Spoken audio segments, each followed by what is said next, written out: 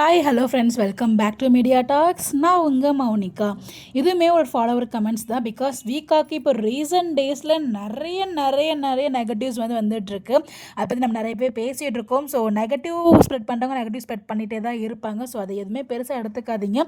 B positive மட்டும் எடுத்துக்கோங்க. So இந்த மாதிரி புகழோட உச்சியில் இருக்கும்போதெல்லாம் கண்டிப்பாக எவ்வளோ வேணாலும் நெகட்டிவ்ஸ் வரும்.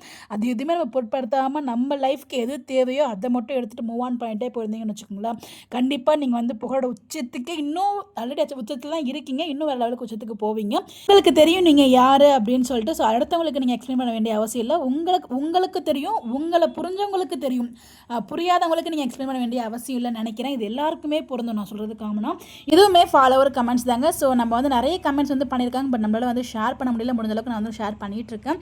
ஜெயந்தி சிஸ்டருமே பார்த்தீங்கன்னா நிறைய வீடியோவில் கமெண்ட் பண்ணியிருக்காங்க. ஸோ முடிஞ்ச அளவுக்கு எல்லாத்தையுமே நான் ஷேர் பண்ண ட்ரை பண்ணுறேன். மேக்ஸிமம் ரிப்ளையுமே பார்த்தீங்கன்னா கமெண்ட்ஸில் கொடுக்க ட்ரை பண்ணிட்டு தான் இருக்கேன். நல்ல டைம் இருக்கிற போது டைம் அது பண்ணிட்டு தான் இருக்கேன். ஸோ கொடுக்காதவங்களுக்கு சாரி, பட் டிலேவாக வந்தாலும் கண்டிப்பாக உங்களுக்கு ஒரு ரிப்ளை வந்துடும். எப்படியாச்சும் ஒரு நாள் ரிப்ளை வந்துடும். ஜெயந்தி சிஸ்டர் என்ன சொல்லியிருக்காங்க அப்படின்னு பார்த்தீங்கன்னா, ஜெயந்தி ரவிச்சந்திரன் சிஸ்டர் தான் கமெண்ட் பண்ணியிருக்காங்க.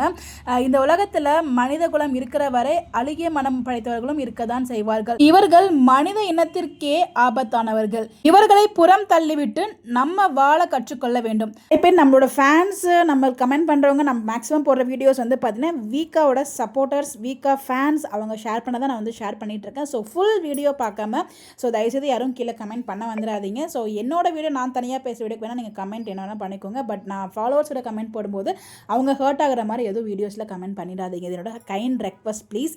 லக்ஷ்மி பிரியா அவர்கள் போட்ட பதிவை நீக்கியது அழுகிய மனம் படைத்தவர்களுக்கு, அதாவது ஹேட்டர்ஸ்க்கு வழிவிட்டு இடம் கொடுத்தது போல் ஆகிவிட்டது.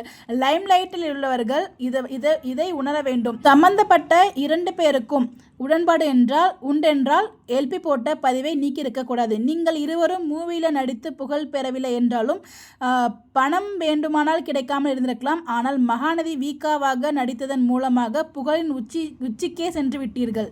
இந்த எல்லையை வேற யாராலும் அடைய முடியாது. அதனால்தான் எதிர்மறையாக எண்ணங்கள் கொண்டவர்கள் நிஜ வாழ்விலும் நீங்கள் இணைந்து விடுவீர்களோ என்ற பயத்தில் உங்களை சீண்டிக் கொண்டே இருக்கிறார்கள். அதற்கிடம் கொடுத்து விடாதீர்கள். உங்களுக்கு தெரியும் நீங்கள் யார் என்று. உங்கள் வாழ்க்கை உங்கள் கையில். சுவாமி எல்பி இருவரையுமே அழகு, திறமை, அறிவு மிக்கவர்கள். இதை கடந்து வாருங்கள். முடிந்தால் சுவாமி லக்ஷ்மி பிரியா அவர்களுக்கு என்னுடைய இந்த பதிவை அனுப்பிவிடவும்.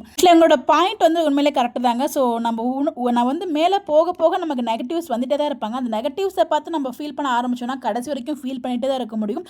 ஸோ நம்மளுக்காக பாசிட்டிவாக பேசுகிறவங்கள நம்மளுக்கு நேரம் இருக்காது. நெகட்டிவாக பேச ஆரம்பிச்சோன்னா, நினைக்க ஆரம்பிச்சோன்னா அப்படி. பட் அவங்கள அந்தளவுக்கு அவங்க அந்த போஸ்ட்டை டிலீட் பண்ணிட்டாங்கன்னா எந்த அளவுக்கு ஹர்ட் பண்ணியிருக்காங்க நமக்கு தெரியல. பட் அது நம்ம தெரியாமல் இன்டெப்த் எதையும் பேசக்கூடாது. பட் இன்கேஸ் அவங்க டிலீட் பண்ணுறதுனால நமக்கு ஷேர் பண்ண வேண்டியது அவங்க ஷேர் பண்ணியிருக்காங்க. நமக்கு அந்த ஃபோட்டோஸ் எல்லாமே கிடச்சிருச்சு. ஸோ அதனால் நம்ம ஹாப்பி தான்.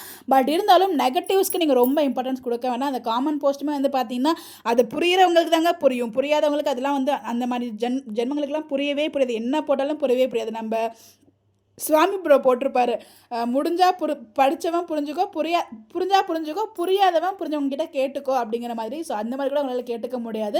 ஏன்னா வேணும்னே பண்ணுறவங்கள போயிட்டு நீங்கள் என்ன பண்ணாலும் உங்களால் புரிஞ்சிக்க முடியாது. பழமொழி சொல்லுவாங்க, தூங்குறவங்களை எழுப்பலாம், தூங்குற மாதிரி நடிக்கிறவங்களை எழுப்ப முடியாது. அதாவது அவங்களுக்கு தெரியும் அவங்க பண்ணுறது நெகட்டிவ்னே தெரிஞ்சு தான் அதை போடுறாங்க. அப்படிங்கிறப்ப அவங்க என்ன தான் சொன்னாலும் அவங்க காலை வாங்க போகிறது கிடையாது. ஸோ எதுக்கு அவங்கக்கிட்ட நம்ம டைம் வேஸ்ட் பண்ணிக்கிட்டு. ஸோ நம்மளோட லைஃப் நம்ம கையில் இருக்குது. ஸோ நமக்கு தெரியும் நம்ம யார் அப்படின்னு சொல்லிட்டு. ஸோ ஜஸ்ட் என்ஜாய் பண்ணுங்கள், ஹாப்பியாக இருங்க. ஸோ நாங்கள் ஜஸ்ட் வீக்காக உங்களை எப்போயுமே ரசிப்போம். உங்களுக்கு நீங்கள் எந்த லெவலுக்கு போனாலும் எங்களோட சப்போர்ட் எப்போவுமே இருக்கும். அதில் எந்த ஒரு டவுட்டுமே இல்லை. அது ட்ரூ வீக்கா ஃபேன்ஸ் நாங்கள் எல்லாருமே இருக்குது. உங்களுக்கு ட்ரூ வீக்கா ஃபேன்ஸ், அதில் எந்த ஒரு டவுட்டுமே இல்லை. ஸோ ஒரு சில பேர் பார்த்தீங்கன்னா ஒரு ஹேட்டர்ஸாக இருந்துகிட்ருக்காங்க. அதை பற்றி நீங்கள் பெருசாக எடுத்துக்காதீங்க. இப்போ தோணுனதை அதை கூட ஷேர் பண்ணோம் அப்படின்னு சொல்லிட்டு. ஸோ அவங்க சிஸ்டர்ஸ் சொன்னதுமே கரெக்டான பாயிண்ட் மட்டும் எனக்கு ஃபீல் ஆச்சு. அது உங்களுக்கு கூட நான் ஷேர் பண்ணியிருக்கேன். ஸோ உங்களுடைய கருத்துக்கள் கமெண்ட்டில் ஷேர் பண்ணுங்கள். இந்த மாதிரி எப்படி தெரிஞ்சுக்க நம்மளோட சேனலை ஃபாலோ பண்ணிங்க. ஏன்னா ஒவ்வொருத்தருக்கும் ஒவ்வொரு பாயிண்ட் ஆஃப் வியூ இருக்கும். நம்மளோட இது உங்களோட பாயிண்ட் ஆஃப் வியூ என்னோட பாயிண்ட் ஆஃப் வியூ சேர்த்து சொல்லியிருக்கேன். உங்களுடைய கருத்துக்கள் கமெண்ட்டில் சொல்லுங்கள்.